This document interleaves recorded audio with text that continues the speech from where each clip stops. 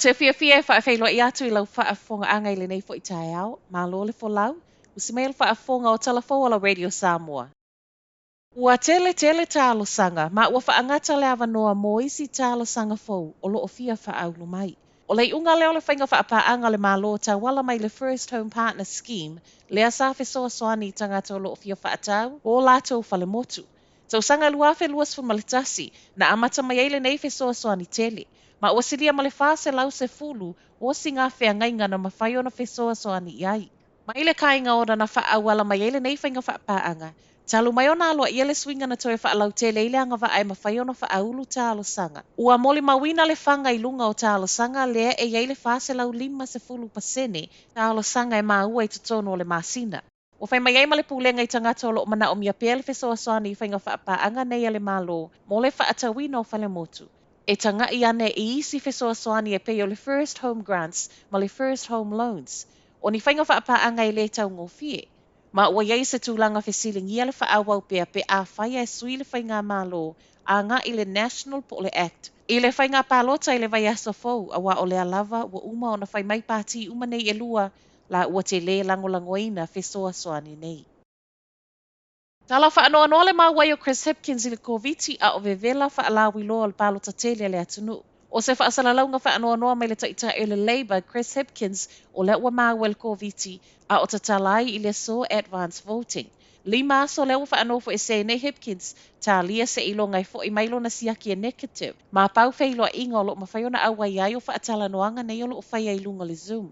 Inisi o ana fuafuanga I le aso na nafi, o le asa whaapea na te asia se tasi o sauni ngā lotu I aukilani saute. Peitai, na toe sui tūlanga ilo na sui a Caramel Sepuloni o na ua ngase.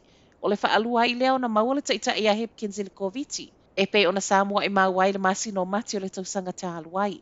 I lunga o le Twitter ana nafi, wa whaamanuia I ai le taitai le National Christopher Luxon, Get Well Soon, Chris Hipkins.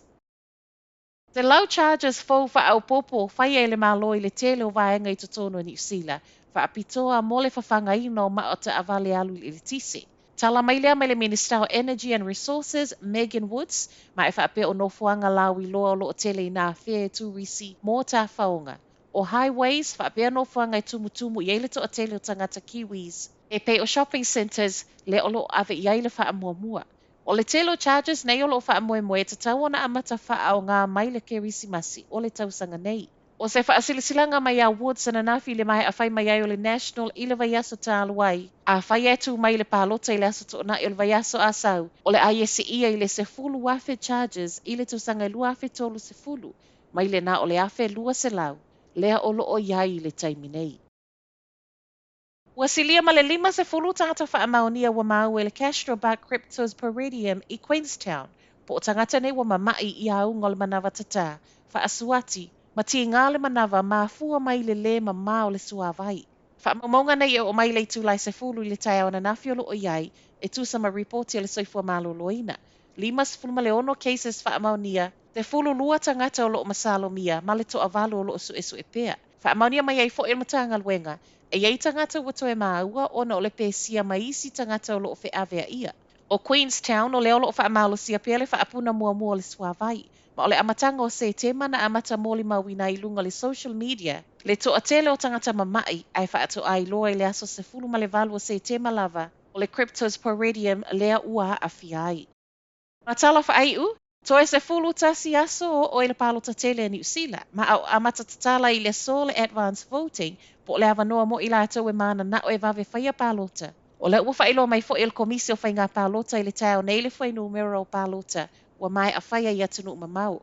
Maumaunga wata ua mai e tusa ma le tolu wafe pālota ua mai a whaia I atunu I whafu. Ai fitu se fulu dictation votes whaia I lungo le telefoni, ma a wha tusa le pālota o le lua afe lua se fulu, e tai tutusa lava whai numera.